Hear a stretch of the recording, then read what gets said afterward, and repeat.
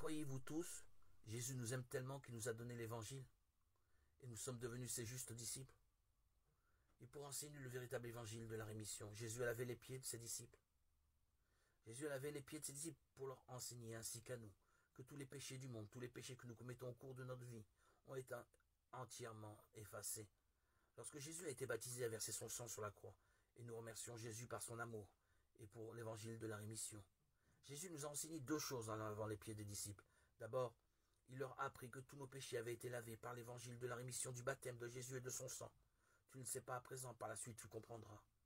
Ceci pour leur faire comprendre que de la même façon que Jésus s'était abaissé lui-même pour sauver les pécheurs, pour les rendre justes, nous, les nés de nouveau, devions servir les autres en prêchant l'évangile de la rémission. Il est juste pour nous, qui sommes les premiers, de servir ceux qui viendront ensuite. Les raisons pour lesquelles Jésus a lavé les pieds des disciples au jour de la fête de Pâques sont claires, et elles existent toujours. Un disciple ne peut jamais surpasser son maître. Nous prêchons donc l'évangile au monde et le servons comme si nous servions Jésus. Nous qui avons été sauvés les premiers, servons ceux qui viendront après nous. Pour nous l'enseigner, Jésus a lavé les pieds des disciples.